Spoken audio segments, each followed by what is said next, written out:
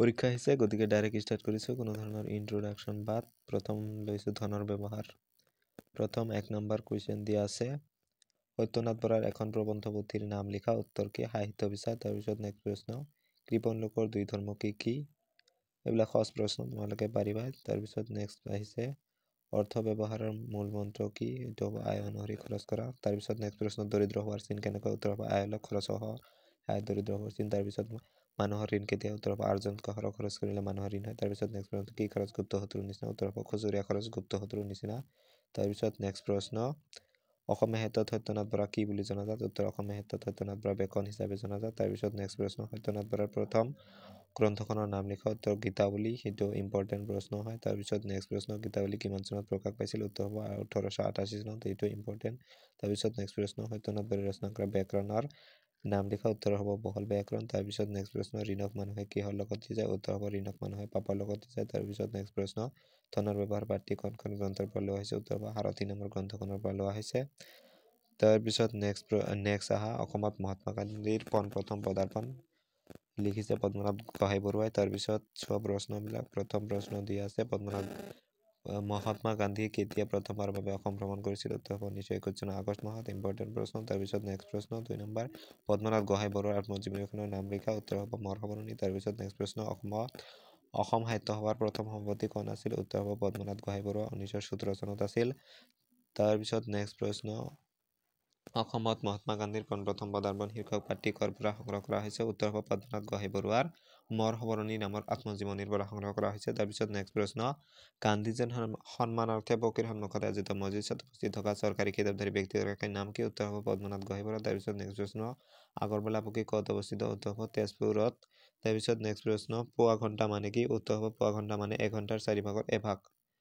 তাৰপিছত নেক্সট প্ৰশ্ন মহাত্মা গান্ধীৰ সম্পূৰ্ণ নাম কি এইটো পাৰিবাই সহজ প্ৰশ্ন তাৰপিছত নেক্সট প্ৰশ্ন লক্ষ্মীনাথ বেজবৰুৱাৰ আত্মজীৱনীখনৰ নাম কি উত্তৰ হ'ব মোৰ জীৱন সৱৰণ তাৰপিছত লেখক কোনে মহাত্মা গান্ধীৰ লগত পৰিচয় কৰাই দিছিল তৰুণৰাম ফুকনে তাৰপিছত নেক্সট প্ৰশ্ন গান্ধীজীয়ে জাহাজৰ পৰা কোন সময়ত নমাৰ কথা আছিল উত্তৰ হ'ব 1921 চনৰ 21 আগষ্ট তাৰিখে দেওবাৰে পুৱা 8 বজাত তাৰপিছত নেক্সট প্ৰশ্ন মৌচাবে মানে কি উত্তৰ হ'ব ধাৰাসাৰ তাৰপিছত নেক্সট প্ৰশ্ন পদ্মনাথ গোহাঁই বৰুৱা কোন যুগৰ প্ৰখ্যাত লেখক আছিল উত্তৰ হ'ব জোনাকী যুগৰ প্ৰখ্যাত লেখক তাৰপিছত নেক্সট প্ৰশ্ন পদ্মনাথ গোহাঁই বৰুৱাই কোন ঠাইত জন্মগ্ৰহণ কৰিছিল উত্তৰ হ'ব লখিমপুৰ জিলাৰ নকাৰীগাঁৱত তাৰপিছত নেক্সট প্ৰশ্ন বিজুলী আলোচনীখন কোনে সম্পাদনা কৰিছিল উত্তৰ হ'ব পদ্মনাথ গোহাঁই বৰুৱা তাৰপিছত নেক্সট প্ৰশ্ন চোৱা নেক্সট চোৱা গৌৰৱ পাঠৰ পৰা লিখিছে কালিৰাম মেধি গৌৰৱ পাঠ প্ৰথম প্ৰশ্ন গৌৰৱ কৰ পৰা উপজে উত্তৰ হ'ব গৌৰৱ তিনি ঠাইৰ পৰা উপজে সৌভাগ্য শৰীৰ আৰু মন তাৰপৰা ডিভাইন কমেডি কাৰ ৰচনা উত্তৰ হ'ব ডিভাইন কমেডি ডান্থে ৰচনা তাৰপিছত নেক্সট প্ৰশ্ন অসম সাহিত্য সভাৰ বৰপেটা অধিৱেশন কোন চনত অনুষ্ঠিত হৈছিল 1919 চনত তাৰপিছত নেক্সট প্ৰশ্ন সমাৰ কোন দেশৰ কবি আছিল উত্তৰ হ'ব সমাৰ গ্ৰীচ দেশৰ কবি আছিল তাৰপিছত নেক্সট প্ৰশ্ন কালিৰাম মেধিৰ সাহিত্যিক জীৱন ডাঙৰ কৃতি কি আছিল উত্তৰ হ'ব কালিৰাম মেধিৰ সাহিত্যিক জীৱনৰ ডাঙৰ কৃতি হ'ল অসমীয়া ব্যাকৰণ আৰু ভাষাতত্ত্ব তাৰপিছত নেক্সট প্ৰশ্ন গৌৰৱ কোন ঠাইৰ পৰা উৎপন্ন হয় উত্তৰ তিনি ঠাইৰ পৰা উৎপন্ন হয় সৌভাগ্য শৰীৰ আৰু মন তাৰপিছত নেক্সট প্ৰশ্ন নেপোলিয়ন বনাপাৰ্ট কোন দেশৰ বীৰ আছিল উত্তৰ হ'ব ফ্ৰান্সৰ বীৰ আছিল তাৰপিছত নেক্সট প্ৰশ্ন মৈথিলী আৰু বঙালীয়ে কোন গৰাকী পণ্ডিতক লৈ টনাটনি কৰে উত্তৰ হ'ব বিদ্যাপতিক লৈ টনাটনি কৰে তাৰপিছত নেক্সট প্ৰশ্ন জাপানীবিলাকে নিজৰ দেহৰ ঘৰ কাৰ নিচিনা কৰিবলৈ চেষ্টা কৰিছে উত্তৰ হ'ব জাপানীবিলাকে নিজৰ দেহৰ ঘৰ ককেচিয়ানবিলাকৰ নিচিনা কৰিবলৈ চেষ্টা কৰিছে তাৰপিছত নেক্সট প্ৰশ্ন কালিৰাম মেধিৰ অসমীয়া ব্যাকৰণ আৰু ভাষা সম্পৰ্কীয় গ্ৰন্থখনৰ নাম লিখা উত্তৰ হ'ব ব্যাকৰণ আৰু ভাষাতত্ত্ব তাৰপিছত নেক্সট প্ৰশ্ন মধ্যাকৰ্ষণ শক্তিৰ আৱিষ্কাৰ কোন ছাৰ আইজাক নিউটন তাৰপিছত নেক্সট প্ৰশ্ন লিয়েণ্ডাৰে কাক পাবলৈ কি সাগৰ সাঁতুৰি পাৰ হৈছিল উত্তৰ হ'ব হিৰ' নামৰ সুন্দৰীগৰাকীক পাবলৈ লিয়েণ্ডাৰে হেলিস্পেড সাগৰ সাঁতুৰি পাৰ হৈছিল তাৰপিছত নেক্সট প্ৰশ্ন গৌৰৱ পাঠটিৰ লেখক কোন উত্তৰ কালিৰাম মেধি তাৰপিছত নেক্সট প্ৰশ্ন কালিৰাম মেধিৰ জন্ম কোন চনত হৈছিল তাৰপিছত এইবিলাকে ইমান ইম্পৰ্টেণ্ট নহয় তাৰপিছত নেক্সট কিতাপৰ কথা প্ৰফুল্ল দত্ত গোস্বামী লিখক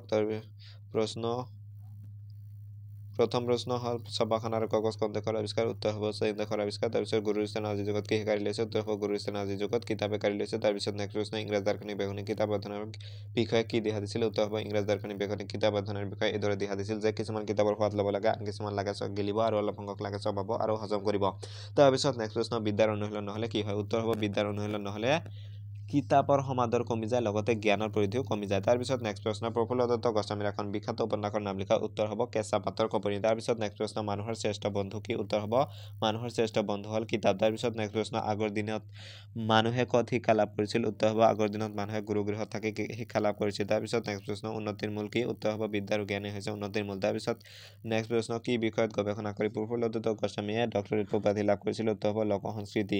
তাৰপিছত নেক্সট প্ৰশ্ন কিতাপৰ কথা প্ৰবন্ধটিৰ লেখক প্ৰফুল্ল দত্ত গোস্বামী। তাৰপিছত নেক্সট গিবন নামৰ পাৰ্টি লিখিছিল হোমেন বৰগোহাঁই। চাই লোৱা প্ৰশ্ন ইয়াৰ ইম্পৰ্টেণ্ট। প্ৰথম প্ৰশ্ন শ্বপেনহাৱাৰ কোন আছিল? উত্তৰ হ'ব এগৰাকী বিখ্যাত জাৰ্মান দাৰ্শনিক। তাৰপিছত নেক্সট প্ৰশ্ন এডৱাৰ্ড গিবন কোন আছিল? এডৱাৰ্ড গিবন পৃথিৱীৰ এগৰাকী সৰ্বশ্ৰেষ্ঠ ঐতিহাসিক আছিল। ইম্পৰ্টেণ্ট প্ৰশ্ন। তাৰপিছত গিবনে অধ্যয়ন কৰা কলেজখনৰ নাম কি? উত্তৰ হ'ব অক্সফৰ্ডৰ মেকডালেন কলেজ। তাৰপিছত নেক্সট প্ৰশ্ন গিবনে ৰচনা কৰা প্ৰখ্যাত এক গ্ৰন্থ এখনৰ নাম লিখা। উত্তৰ হ'ব the history of decline and fall of the Roman empire. তাৰপিছত নেক্সট প্ৰশ্ন আলেকজেণ্ডাৰ কোৱাৰ্টেট নামৰ উপন্যাসমালাৰ লেখক কোন আছিল? উত্তৰ হ'ব লৰেন্স ডাৰেল। তাৰপিছত নেক্সট প্ৰশ্ন হোমেন বৰগোহাঁইৰ জন্ম কিমান চনত হৈছিল? উত্তৰ হ'ব 1932 চনত। তাৰপিছত কোনখন উপন্যাসৰ বাবে হোমেন বৰগোহাঁই সাহিত্য একাডেমী বঁটা লাভ কৰিছিল? উত্তৰ হ'ব পিতা পুত্ৰ নামৰ উপন্যাসৰ বাবে। তাৰপিছত প্ৰাচীন ৰমান সাম্ৰাজ্যৰ ৰাজধানীখনৰ নাম লিখা। উত্তৰ হ'ব ৰমনগৰ। তাৰপিছত হাছিনেগাৰ আৰু সুজানৰ সন্তানটিৰ নাম কি? উত্তৰ হ'ব মেডাম দে ষ্টেল। তাৰপিছত গিবনে কেতিয়া ৰোমত উপস্থিত হৈছিল? উত্তৰ হ'ব 1766 চনৰ 15 অক্টোবৰত। তাৰপিছত নেক্সট প্ৰশ্ন হোমেন বৰগোহাঁই বৰ্তমান কোনখন কাকতৰ মুখ্য সম্পাদক আছিল? উত্তৰ নিয়মীয়া বঁটা। গিবন নামৰ পাৰ্টি কোনখন গ্ৰন্থৰ পৰা লোৱা হৈছে? স্বৰ্গ আৰু নৰক নামৰ গ্ৰন্থৰ পৰা। তাৰপিছত নেক্সট প্ৰশ্ন জন মিল্ট নেক্সট প্ৰশ্ন হ'ল পেৰাডাইজ লষ্টৰ লেখক কোন? উত্তৰ হ'ব জন মিল্টন। তাৰপিছত অক্সফৰ্ড বিশ্ববিদ্যালয় কিমান শতিকাত স্থাপন কৰা হৈছিল? খ্ৰীষ্টীয় একাদশ শতিকাত। ৰুছো কোন? উত্তৰ হ'ব ৰুছো এগৰাকী বিখ্যাত ফৰাচী দাৰ্শনিক। তাৰপিছত নেক্সট কেম্ব্ৰিজৰ শিক্ষা ব্যৱস্থা আৰু শিক্ষানুষ্ঠান লিখক ডক্টৰ হীৰেন গোহাঁই। ইয়াৰ প্ৰথম প্ৰশ্ন হ'ল কেম্ব্ৰিজ বিশ্ববিদ্যালয় কোনে প্ৰতিষ্ঠা কৰিছিল? উত্তৰ হ'ব ডক্টৰ কিছ। তাৰপিছত নেক্সট প্ৰশ্ন ইউৰোপত মধ্যযুগত স্থাপন হোৱা যিকোনো দুখন বিশ্ববিদ্যালয়ৰ নাম লিখা। উত্তৰ হ'ব অক্সফৰ্ড আৰু কেম্ব্ৰিজ বিশ্ববিদ্যালয়। তাৰপিছত নেক্সট প্ৰশ্ন কেম্ব্ৰিজ বিশ্ববিদ্যালয় কোনখন নদীৰ উপত্যকাত অৱস্থিত? উত্তৰ হ'ব কেম নদীৰ উপত্যকাত অৱস্থিত। তাৰপিছত নেক্সট প্ৰশ্ন কেম্ব্ৰিজ বিশ্ববিদ্যালয়ৰ অধীনত কেইখন কলেজ আছে? উত্তৰ হ'ব 31খন কলেজ আছে। তাৰপিছত নেক্সট প্ৰশ্ন ডক্টৰ হীৰেন গোহাঁই অধ্যয়ন কৰা কেম্ব্ৰিজ কলেজখনৰ নাম কি? উত্তৰ হ'ব কৰ্ণভিল এণ্ড কিছ। তাৰপিছত নেক্সট প্ৰশ্ন কেম্ব্ৰিজৰ বিশ্ববিদ্যালয় কোনে প্ৰতিষ্ঠা কৰিছিল? উত্তৰ হ'ব ইউৰোপৰ পণ্ডিতসকলে। তাৰপিছত নেক্সট প্ৰশ্ন জৰ্জ ষ্টাইনাৰ কোন? উত্তৰ হ'ব জৰ্জ ষ্টাইনাৰ এগৰাকী বিখ্যাত পণ্ডিত। তাৰপিছত লাতিন কি? লাতিন ইউৰোপৰ এটা চহকী ভাষা। তাৰপিছত নেক্সট প্ৰশ্ন সপোনৰ তাৰপিছত নেক্সট প্ৰশ্ন ডক্টৰ হীৰেন গোহাঁইৰ গৱেষণা গ্ৰন্থখনৰ নাম কি? উত্তৰ হ'ব tradition and paradise lost. Important প্ৰশ্ন। তাৰপিছত নেক্সট প্ৰশ্ন কেম্ব্ৰিজৰ বিশ্ববিদ্যালয় কিমান চনত স্থাপন হৈছিল? উত্তৰ হ'ব 1209 চনত স্থাপন হৈছিল। প্ৰথম বিশ্ববিদ্যালয়বোৰক কি বোলা হৈছিল? উত্তৰ হ'ব প্ৰথমে বিশ্ববিদ্যালয়বোৰক স্কুল বোলা হৈছিল। পণ্ডিতসকলক কি বুলি সম্বোধন কৰা হৈছিল? স্কলাৰ সম্বোধন কৰা হৈছিল। তাৰপিছত নেক্সট প্ৰশ্ন আহিল পাঠ অসমৰ পুৰণি খেল ধেমালি লিখক সুবোধ মল্ল বৰুৱা। ইয়াৰ প্ৰথম ইম্পৰ্টেণ্ট প্ৰশ্ন হ'ল ৰংঘৰ ক'ত অৱস্থিত? উত্তৰ হ'ব ৰংঘৰ শিৱসাগৰৰ ৰূপহী পথাৰত অৱস্থিত। তাৰপিছত নেক্সট প্ৰশ্ন ধেমনা খেল কেতিয়া অনুষ্ঠিত হয়? উত্তৰ হ'ব ধেমনা খেল শীতকালত অনুষ্ঠিত হয়। তাৰপিছত নেক্সট প্ৰশ্ন চীন দেশত ফুটবল খেলক কি বুলি আখ্যা দিয়া হৈছিল? উত্তৰ হ'ব চীন দেশত ফুটবল খেলক চুচু বুলি আখ্যা দিয়া হৈছিল। তাৰপিছত কোনো চৰাইৰ প্ৰিয় খাদ্য কি? উত্তৰ হ'ব মাছ। তাৰপিছত নেক্সট প্ৰশ্ন আহোম যুগত কোন ৰজাৰ দিনত ক্ৰীড়াই সৰ্বাধিক পৃষ্ঠপোষকতা লাভ কৰিছিল? উত্তৰ হ'ব আহোম যুগত স্বৰ্গদেউ ৰুদ্ৰসিংহৰ দিনত ক্ৰীড়াই সৰ্বাধিক পৃষ্ঠপোষকতা লাভ কৰিছিল। তাৰপিছত নেক্সট প্ৰশ্ন প্ৰথম আহোম ৰজাজনৰ নাম লিখা। উত্তৰ হ'ব প্ৰথম আহোম ৰজাজনৰ নাম চুকাফা। তাৰপিছত নেক্সট প্ৰশ্ন ক্ৰীড়া কি? উত্তৰ হ'ব ক্ৰীড়া হ'ল খেল ধেমালি। তাৰপিছত নেক্সট প্ৰশ্ন বিহু আকৌ আহিল গ্ৰন্থখন কোনে ৰচনা কৰে? উত্তৰ হ'ব বিহু আকৌ আহিল গ্ৰন্থখন হেম বৰগোহাঁইয়ে ৰচনা কৰিছিল। তাৰপিছত নেক্সট প্ৰশ্ন চেন মেলাত চেন চৰাইটোৱে যদি কণুৱাৰ সৈতে যুঁজ নকৰি কৰবালৈ গুচি যায় তেন্তে চেনৰ গৰাকীক কি কৰা হৈছিল? উত্তৰ হ'ব চেনৰ গৰাকীক বাঘ-ঢকাৰে শাস্তি দিয়া হৈছিল। তাৰপিছত নেক্সট প্ৰশ্ন কোনো এটা জাতিৰ অমূল্য সম্পদ কি বুলি পাঠত উল্লেখ কৰিছে? উত্তৰ হ'ব সুস্থ শৰীৰ এটা জাতিৰ বাবে অমূল্য সম্পদ। তাৰপিছত নেক্সট প্ৰশ্ন পৰাগধৰ চলিহা ৰচিত গ্ৰন্থখন উত্তৰ হ'ব এছপেক্টছ অফ এছামিজ কালচাৰ। তাৰপিছত চেনৰ যুঁজ কাৰ মাজত হৈছিল? উত্তৰ হ'ব চেন চৰাই আৰু কণুৱা চৰাইৰ মাজত হৈছিল। তাৰপিছত নেক্সট প্ৰশ্ন হাতী যুঁজৰ বাবে হাতীশাল ক'ত স্থাপন হৈছিল? উত্তৰ হ'ব হাতী যুঁজৰ বাবে ৰংঘৰৰ উত্তৰ পিনে হাতীশাল স্থাপন কৰা হৈছিল। তাৰপিছত নেক্সট প্ৰশ্ন ধেমনা খেলৰ খেলুৱৈৰ সংখ্যা কিমান? উত্তৰ হ'ব ধেমনা খেলত 4জনৰ পৰা 10জন বা ততোধিক খেলুৱৈ থাকে। এই খেল শীতকালত অনুষ্ঠিত হয়। তাৰপিছত নেক্সট প্ৰশ্ন ম'হ যুঁজ বৰ্তমানেও ক'ত প্ৰচলিত আছে? উত্তৰ হ'ব আহতগুৰিত। তাৰপিছত নেক্সট প্ৰশ্ন খিলা খেলৰ বৰ্ণনা কবৰ গীতত উল্লেখ আছে উত্তৰ হ'ব ফুল কোঁৱৰ আৰু মণি কোঁৱৰৰ গীতত উল্লেখ আছে তাৰপিছত নেক্সট প্ৰশ্ন ছোৱালীৰ মাজত প্ৰচলিত পুৰণি খেলবিধ কি উত্তৰ হ'ব ফুলফুলতি ছোৱালীৰ মাজত প্ৰচলিত পুৰণি খেল তাৰপিছত নেক্সট প্ৰশ্ন দক্ষিণ কামৰূপৰ জনপ্ৰিয় উৎসৱটি কি উত্তৰ হ'ব সুঁৱৰী